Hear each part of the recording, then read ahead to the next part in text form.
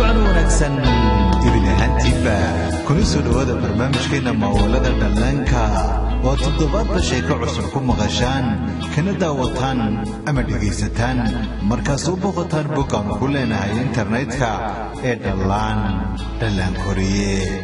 toddobaadkana waxaa ku maqlaysaan carruuray sheeko cusub sheekadana waxay qaybteedii labaad tahay taxanihiinii hore inoogu socday ee sheekada boqorada Rayaan waana qaybtii labaad ee ku soo dhawaada qaybtani waxay ku saabsan tahay hombaradii dhasha ahayd sida sheekadeena hore ku barateenba Rayaan waxay ka tirsan tahay boqortooyo ku nool badda gunteeda boqorna uu yahay aabaheed oo la yiraahdo boqor Poseidon waa boqor ka taliya boqortooyo ballaaran oo maamusha noole kala duwan oo tiro badan kuwaas oo badda gunteeda ku nool kuna wada nool qaab nabdeed balse carruuray noole kasta iyo aadana kasta oo Alla abuuray oo meel ku nooli lagama waayo nolosha kuwa carqaladeeya kuwooda nabadda jecel noolaha ku noola badda gunteeda oo boqorku uu yahay boqor Poseidon waxa ku dhex jirtay koox maafiya ah oo la odhan jiray nibiriyada waaweyn ee burcada ah waxay dhibaateyn jireen noolaha kale ee badda ku nool oo dhan waxay dhibi jireen dhammaan waxay arkaan waxay ka tala qaadan jireen boqorada xumaatay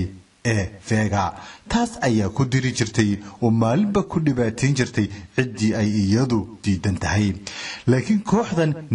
nibiriyada ah waxa la dhashay mid yar oo iyaga walaalo ah waxa ku ka duwan walaaladii wuxuuna jeclaa heesaha oo ma dhibaateyn jirin noolaha kale ay badda ku wada nool yihiin ay ka wada tirsan yihiin boqortooyada weyn ee boqor Poseidon oo maamulo taabadalkeeda waxa uu noloshiisa ku qaadan jiray maaweelo qobka ciyaar iyo dhageysiga heesaha kala duwan ee lagu soo bandhigo badda gunteeda wuxuuna ahaa noole la saaxiiba dhammaan xayawaanada nool oo dhan maalmaha kamid ayay walaaladii u yimaadeen waxay ku dhaahdeen doqon yahow weli ma ciyaaraysaa oo ma heesaysaa markaas ku dhaha maxaan samayn lahaa anigu waxay ku yiraahdeen inagu waxaanu nahay koox weyn oo awood badan mana heesna mana ciyaarna ee dadka ayanu dhibaataynaa waxa ku yiri anigu idinkeedii kama midihi balse ma dhageysanin ee xoog ayay ku kaxeeyeen iyagoo ordaya ayaa waxay yimaadeen godkay ku jirtay qumayada Vega halkaas oo ilaaliyaheedu waardiyaheedu ah mas laba madax leh oo ku mashquulsanaa cunno hortaalay oo labadiisa madax ku murmayeen waxaanay nibiriyadii galeen qolkay ku jirtay qumayada Vega intii uu cunadiisa masku ku mashquulsanaa ayay dhabar mareen wuxuu ku dagaalamayay labada madax kolbakii uu ku cuni lahaa oo ka fikirayay beebiga dhasha ah ee ka tirsan nibiriyada waalan ee adeegsato qumayada Vega aad ayuu uga argagaxsan yahay waxay walaaladii sameynayaan Vega ayaa markiiba weyla socotay timi markaasay ku tiri soo dhawaada soo ma ogidin inaad tihiin kuwa aan ugu kalsoonida badanahay ee badda ku nool sababta miyaa garanaysaan markaasay ku yiraahdeen waan garanaynaa way waxaanu nahay maafiyada ugu awooda badan ee badda gunteeda ka jirta ee waxa doontaba aad ku dhibtayn karto yana waxay tiri waa tabta ee waxaan doonayaa inay soo qaadaan hombarada Vili ee la saaxiibka ah boqorada Rayaan saan ugu cuneeyo waan gaajoonaya oo calooshaydu way maran tahay amarka ayay qaateen markiibana dub ayay soo rogeen si ay u soo qabtaan hombaro dhal ah oo la saaxiiba boqorada Rayaan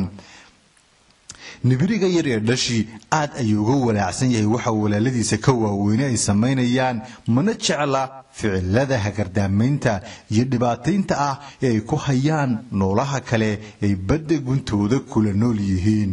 aad ayuuna uga warwarsan yahay boqor Poseidon iyo saddex kamid ah hablihiisa oo boqorada Rayaan ku jirta waxay ku ciyaarayaan qasrigooda badda gunteeda ku yaala Rayaan markii ay doonto waxay aadaa bariga halkaas ay kula kulanto boqorka iskuursadeen boqor Barkhad markii ay soo dabaalato ay bariga u soo baxayso waxay yeelataa sida lugaha bilaadanka kale kuwaas way bariga guudkeeda ugu talaabsan karto badda markay ku jirtana waxay yeelataa dub ay ku dabaalan karto boqorkuna wuxuu aad uga cajabay nolosha cajiibka ah ee Rayaan ku nooshahay waxaa yimi hadda hombarada dhasha ah ee boqorada la saaxiibka ah waxayna diidiyeysaa Rayaan waxay timi qasriga badda gunteeda ku yaalay ay ku nool yihiin halkaas way ugu timi boqor Poseidon boqorka ayaa ku yiri Rayaan ma joogto oo waxay aaday bariga waxayna u tagtay barkhad wuxuu go'aansaday hombarada dhashay inay Rayaan ugu tagto bariga korayaani u soo baxday way soo dabaalinaysay si xeebaha badda ugu soo dhawaato balse mar kaliya waxa hor joogsaday kooxdii maafiyada ahayd waxayna go'aan ku gaadheen inay qabtaan way waxyeeleeyaan waxay yiraahdeen 1 2 3 markan marinayno ayaynu kala goynaynaa laakiin inta aan tiradiiba la bilaabin oo marayso 1 iyo 2 ayaa kii ugu doqonsanaa ee ka tirsanaa maafiyadu waxa uu mar kaliya ku soo booday kalluunkii hombaradii markaasuu ku yiri ma waalan tahay maynaan tirin ee sug 1 2 3 markaas ayaynu qaban karnaa laakiin nibiri dhashaha oo ka soo horjeeday ficilada walaaladii sameynayaan ayaa yiri maya maxaa u dhibaataynaysaan muxuu inagu sameeyay maxaa ugu adeegaysaan qumayada waalan mid ahayn mid awood leh oo intii dhan isaga tuureen ayay hombaradii dhashahayd hareeraha ka mareen waanay qafaaleen oo way afduubeen waxayna u geynayaan qumayada ay u adeegayaan feega dhashayar ee nibiriguna aaday uga xumaaday wuxuu yiri hadii aan awood lahaan la waan ka celin lahaa walaaladay laakiin waxba kama qaban karo oo wayga awood badan yihiin badda guudkeeda waa barigee waxa ku ciyaaraya boqorada Rayaan iyo boqorka Barkhad dhagax tuur ayay biyaha badda gunteeda ku sameynayaan waana tirsanayaan hadda 3 jeer ayaa iyada u durwareegay boqorka ayaa tuuray 1 2 3 4 adiga ayaa guuleystay ayay ku tiri iyada markii hore 3 jeer oo kaliya ayaa u wareegay waxay ku tiri wax codso wuxuu ku codsaday inuu heesto Here's my home, deep blue sea. Everything is fun, friends with me. The king called me the Little Mermaid, the very best daughter of the king of the sea. Just look around, you will see the joy, a beautiful life, and the ocean roar. Just look around, you will see the joy, a beautiful life, and the ocean roar. ay boqorka iyo boqoradu ku mashquulsanaayeen mawlada ay badda gunteeda ka sameynayaan gunta hoose ee baddu waxay ahayd tu ay hagardaamo iyo colaado ka holcayaan dhashayar waxa lagu xidhay oo lagu qafaalay shabaga ku ridatay qumayada Vega halkaas ayaanu ka qaylinaya isagoo leh caawiya maski doonka ahaa ee gaadhka ama waardiyaha qumayada u ahaa ayaa cod ka maqlay ومن soo gurgurtay ma ogay waxa sameesha keenay intii soo taagay ku yiri maxaad qaylinaysaa wax macna sameyn mayso inaad qayliso iyo inaanad qaylin hadda halkan ku jirto iyo haddaad qaylisaba waa lagu cuni doonaa inta uu timay ku tiri ka doqon iyo labada madax leh cunadayda ha ku ciyaareen banaanka istaag oo gaadhka qabo isagina waxay ku tiri halkan ayaad igu jiraysaa waanan hubaa oo waxa tahay dabinka aanu dhigayo saaxiibada Rayaan way iman doontaa oo way imanaysaa aad ayaa u warwaray waanu baqanayaa markii ay ka dhaqaaqday qumayada Vega waxa uu yimid nibirigii dhashaha oo isagu ahaa mid ka duwan walaaladiisa waaweyn ee maafiyada ah wayse soo agtaagay hombaradna way baqatay waxa uu ku yiri hanixino ha baqan anigu ma heesida walaaladay oo kale waan ka duwanahay waxaan halkan kuugu imeeyaan ku caawiyo waanan ka furayaa shabagan waxa uu ku yiri ma sidaasba waad mahadsan tahay waxa uu isku dayay nibiriga dhashaha inuu samata bixiyo hombarada ilkihiisa ayuu doonayay inuu ku gooyo shabaga xadiidka ah balse haba yaraatee uma suuro gelin sababtuna waxa uu ku dhal ah oo aan awood badan lahayn sida walaaladii oo kale laakiin hombarada ayaa ku yiri haddaad bariga aado oo aad doonto boqorada Rayaan iyada ayay badbaadin kartaa fariinta ayaa u qaatay waana tagay badda barigeeda sare ay boqorka iyo boqoradu wali iyagu ku dheelayaan waxayna fadhiyaan meel cadada markaliya ayay arkeen nibiri ku soo dhawaanaya oo marba marka dambaysa dhankooda u soo cararaya waxay ku tiri iska jir way baqadeen laakiin inta uu soo dhawaaday uu agtooda isa soo taagay ayuu ku yiri hey ha baqanina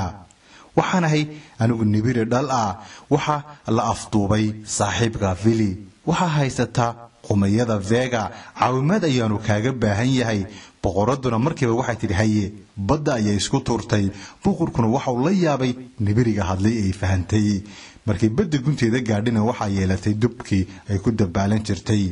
markiiba waxay soo hortaageen maskii labada madax lahaa ee qumayada wardiyaha u ahaa oo markana ku mashquulan ku ciyaarida dabadiisa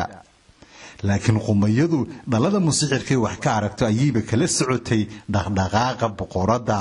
markii ay timina way soo taagtay oo ay ku tiri halkan waxaad u timi Soomaha inaad saaxiibka badbaadiso waan ogahay inaad taa u joogto laakiin laba shay ayaad hal qiime igaga wada iibinaysaa ogow midda waxay ku gantay oo la dhacday dhagxaan ay khadsun amarisay oo wax yeelayn kara boqoraduna muddo dheer ay kulba ka dabaalanaysay oo isku dayeysay inay ka baxsato intii ku jirtay dagaalkana waxa nibiriga dhashay oo ka soo saaray shabagii hombaradii dhashahayd ee Vili markii dambana waxay boqoradu xasuusatay sirta ay leeyihiin boqortooyadeedu ay isugu difaacaan marka xaaladahan oo kale yimaadaan waxayna samaysatay shabag biyo ka kooban oo adag kaas oo ka xijaabaya dhagxaanta sunta ah ee la dhacayso qumayadu wax kasta oo ku soo tuurtana way ka qabanayeen shabagii ayay sii ballaarisay oo xataa waxay ku xidhay saaxiibadeed waa hombaradii dhashahayd iyo nibirigii dhashahaaye labaduba waxay galeen hadda shabag weyn wax kasto ay tuurtana maysan noqonayn waxayna qumayada ku yiraahdeen waad guuldaraysanaysaa wax kasta oo aad isku daydo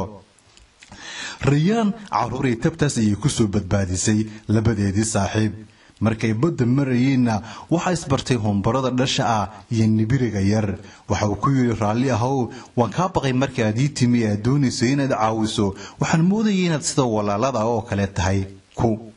arxan daran waxa uu ku yiri maya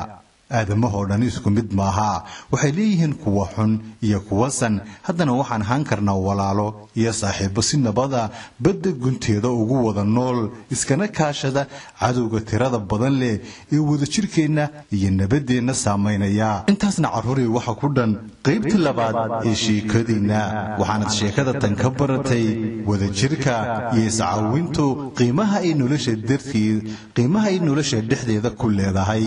iyo sida nolol kasta oo kooxa ku nool yihiin aan looga waayin kuwa kale oo u jooga ama u nool hagardaamaynta noolaha wada jira waxaan idin rajaynayaa adiga iyo faamiligaaga in alla ka badbaadsho tufaanada dhacaya iyo xanuunada adduunka ku faafay ee corona nabad ahaada kana nabadgala wax kasta oo aadanaha doreeya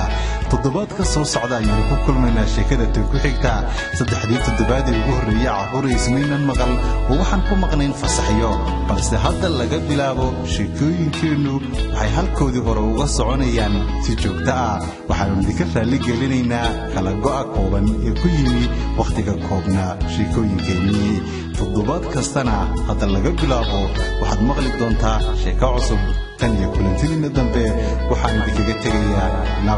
nabadgelyo